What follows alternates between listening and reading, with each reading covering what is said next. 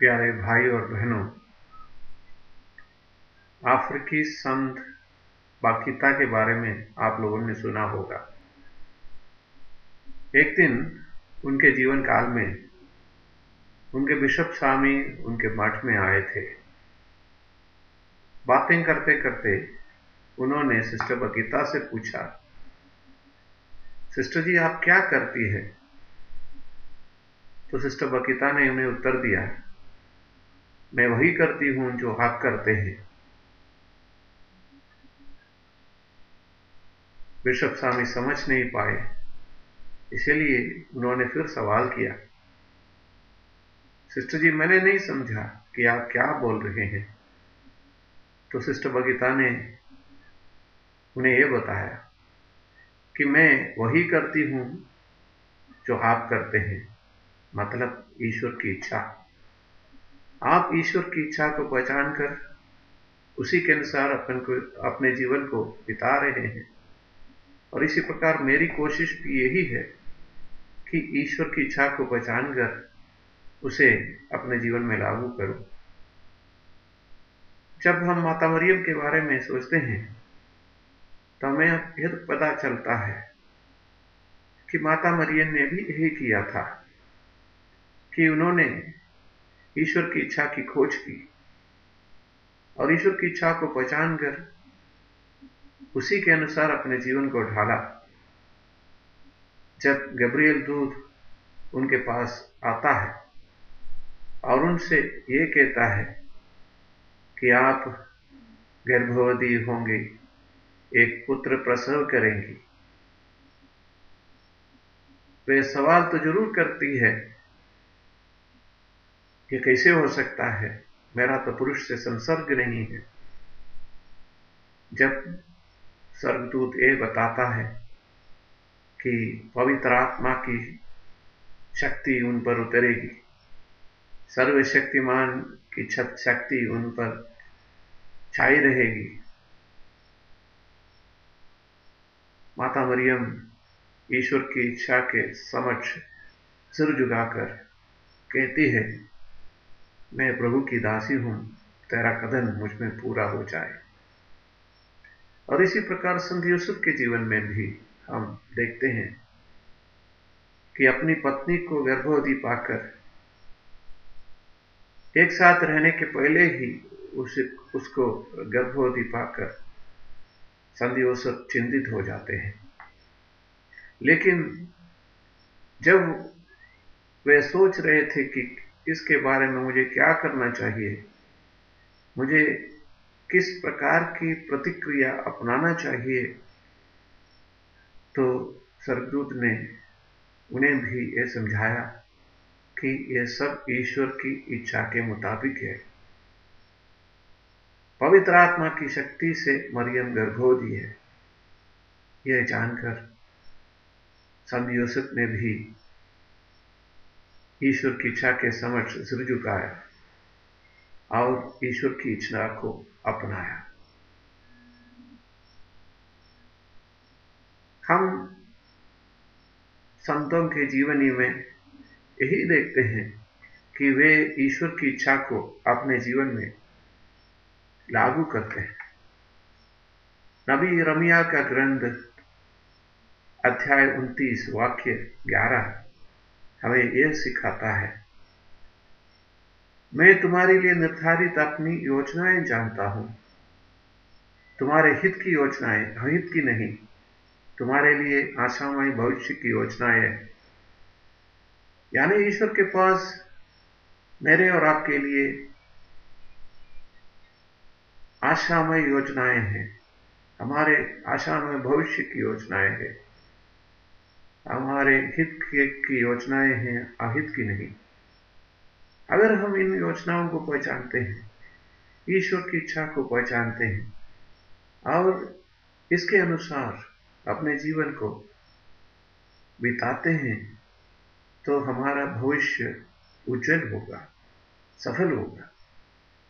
संत पेतरुस अपने पहले पत्र में अध्याय 3 वाक्य 17 में कहते हैं, यदि ईश्वर की इच्छा यही है तो बुराई करने की अपेक्षा भलाई करने के कारण दुख भोगना भी कहीं अच्छा है। यानी ईश्वर की इच्छा को लागू करते हुए अगर हमें कष्ट भोगना पड़े, दुख भोगना पड़े, तब भी वही अच्छा है, क्योंकि ईश्वर की इच्छा को लागू करना ही हमारी भलाई का रास्ता है। लेकिन ईश्वर की इच्छा को हम कैसे पहचानेंगे? किस प्रकार हम जान सकेंगे कि ईश्वर की इच्छा ये है? एक कहानी है एक किसान की। एक किसान था, वो खेत में व्यस्त रहता था, लेकिन बार बार उसे एक चिंता सताती थी, क्या ईश्वर ने मुझे सुसमाचार के प्रेरक बनने के लिए नहीं चुना है? क्या ईश्वर ने मुझे धर्म प्रचार के काम के लिए नहीं बुलाया है? इस प्रकार बार बार उसके मन में ये चिंता आती थी, ये बात आती थी कि क्या मुझे किसान बन के रहना चाहिए या सुसमाचार के प्रचारक बनना चाहिए। तो इसी बात को सोचते हुए वो एक दिन अपने ही खेत के एक कोने में लेटा हुआ था। दोपहर के समय में ऊपर देख रहा था। उस समय उसको आकाश पर अंग्रेजी के 2 अक्षर दिखाई दिए, पी सी। P C. उसने इन दोनों अक्षरों को समझने की कोशिश की और जल्दी ही उसके समझ में आया, पी सी का अर्थ है प्रीच क्राइस्ट, यानी प्रभु यीशु को सुनाओ, प्रभु यीशु के सुसमाचार को सुनाओ। तो उन्होंने निर्णय लिया, मैं अपने खेत को बेच डालूंगा, खेत में काम करने वाले बैलों को बेच डालूंगा और फिर मेरा पूरा पैसा, मेरा पूरा समय सुसमाचार के प्रचार प्रसार के लिए लगाऊंगा। ऐसा ही किया। निकल गए कि खेत बेचकर, बैलों को बेचकर और लोगों को प्रवचन देने लगे। लेकिन ऐसा हुआ कि इसके प्रवचन से लोग प्रभावित नहीं हुए, उसको सुनने वाले कम थे। तो बहुत निराश होकर वो एक दिन अपने दोस्त के साथ बात कर रहा था। उस किसान ने अपने दोस्त से कहा, मैंने सोचा कि मुझे सुसमाचार का कार्य करना चाहिए और आकाश में मैंने 2 अक्षर देखा, पी सी। मैंने उसका अर्थ निकाला, प्रीच क्राइस्ट, और फिर मैंने ये कार्य शुरू किया। फिर मेरे साथ ऐसा क्यों हो रहा है? तो उस दोस्त ने थोड़ी देर सोच विचार करने के बाद कहा, हो सकता है पीसी का अर्थ प्रीच क्राइस्ट नहीं था, लेकिन प्लांट कॉर्न था, यानी मक्का लगाओ, खेत में मक्का लगाओ। लेकिन तुमने उसका अर्थ गलत निकाला। शायद हो सकता है ईश्वर की इच्छा थी तुम्हारे लिए कि तुम अपने खेत में काम करो। प्यारे भाई और बहनों, ईश्वर की इच्छा जानना उतना आसान नहीं है। हमें मालूम है कि ईश्वर की इच्छा यह है सबके लिए कि हम सब अच्छी राह को चुने, मुक्ति पा सके, हम सब अच्छे कार्य करें, सच कहें, झूठ न बोले, चोरी न करें, यह सब। लेकिन इससे भी बढ़कर दैनिक जीवन में ईश्वर की इच्छा खोजना, क्या मुझे यह नौकरी चुनना चाहिए या दूसरी, मुझे यह रास्ता चुनना चाहिए कि नहीं, इन बातों पर मनन चिंतन करते हुए ईश्वर की इच्छा जानना उतना आसान नहीं है।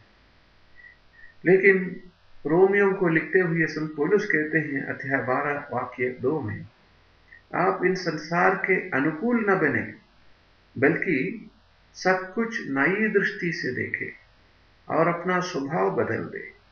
इस प्रकार आप जान जाएंगे कि ईश्वर क्या चाहता है और उसकी दृष्टि में क्या भला, सुग्राह्य तथा सर्वोत्तम है। एफेसियों को लिखते हुए संत पौलुस कहते हैं,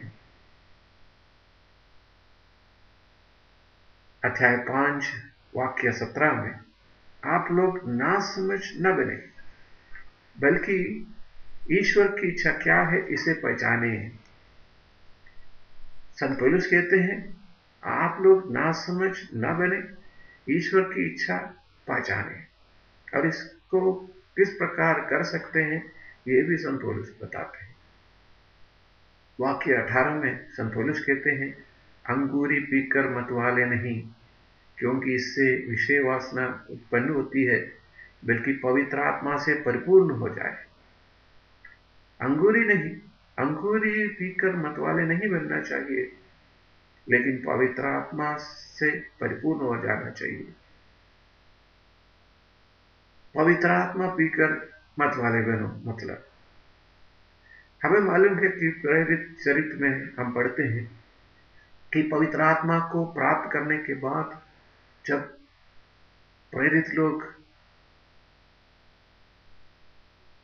ईश्वर की इच्छा को जानते हुए प्रभु यीशु मसीह के मृत्यु तथा पुनरुत्थान के बारे में प्रवचन देते हैं, लोग बहुत प्रभावित हो जाते हैं। लेकिन कुछ लोग कहने लगते हैं कि ये अंगूरी पीकर मतवाले बन गए हैं, इसलिए जोर जोर से चिल्ला रहे हैं।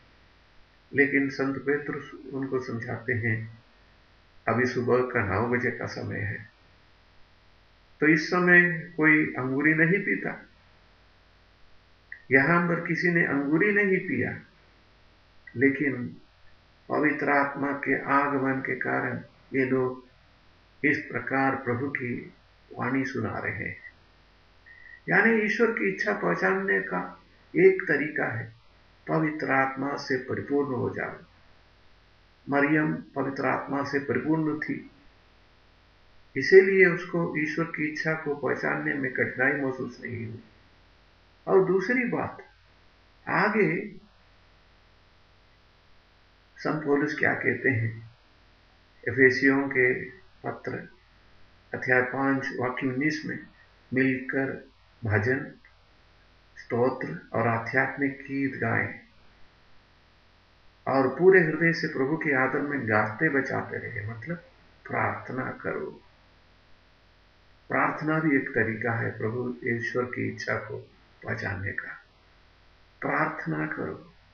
हम देखते हैं कि प्रभु यीशु बार बार निर्जन प्रदेश चले जाते हैं, बार बार वे एकांत जगह पर चले जाते हैं, पहाड़ी पर चढ़ते हैं और वहां पर अकेले में एकांत में प्रार्थना करते हैं अपने परमपिता की इच्छा को पहचानने के लिए।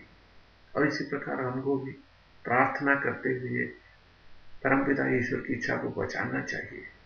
आगे वाक्य 20 में संत पौलुस कहते हैं, हमारे प्रभु यीशु मसीह के नाम पर सब समय सब कुछ के लिए ईश्वर को धन्यवाद देते रहो। ईश्वर को धन्यवाद देना ईश्वर की इच्छा को पहचानने का एक तरीका है। और संत पौलुस साफ कहते हैं, हर समय हर परिस्थिति में ईश्वर को धन्यवाद दो। ये कैसे हो सकता है? मैथ्यू हेनरी नामक प्रचारक के बारे में यह कहा गया है कि उनका पर्स चोरी हो गया, किसी ने उनके पर्स को चुरा लिया, उसमें पैसा था। लेकिन उसके बाद जब शाम को वे प्रार्थना करने लगे, उन्होंने ईश्वर से कहा, हे ईश्वर, मैं तुझे 3 बातों के लिए धन्यवाद देता हूं, 3 बातों के लिए। और पहली बात, हे प्रभु, मैं तुझे धन्यवाद देता हूं क्योंकि आज पहली बार मेरी चोरी हुई है। आज पहली बार मेरी कुछ चीजों की चोरी हुई है और इसीलिए मैं तुझे धन्यवाद देता हूं। दूसरी बात, उन्होंने मेरा पर्स लिया लेकिन मेरी जान नहीं ली। मैं तुझे धन्यवाद देता हूं क्योंकि उन्होंने मेरा पर्स लिया लेकिन मेरी जान नहीं ली। और उन्होंने आगे कहा, तीसरी बात यह है, मैं तुझे धन्यवाद देता हूं क्योंकि मैंने चोरी नहीं की और किसी ने चोरी की। मैंने चोरी नहीं की, इसीलिए मैं तुझे धन्यवाद देता हूं। संत पौलुस का कहना है, हर समय, हर हालत में, हर परिस्थिति में ईश्वर को धन्यवाद दीजिए। अगर हम ईश्वर की इच्छा को पहचानना चाहते हैं, हमें पवित्र आत्मा से परिपूर्ण होना चाहिए, हमें प्रार्थना करते रहना चाहिए और हर समय ईश्वर को धन्यवाद देना चाहिए। प्यारे भाई और बहनों, आज मेरी और आपकी ये चुनौती है कि हम ईश्वर की इच्छा को पहचानें और उसके अनुसार अपने जीवन को बिताएं। जय यीशु।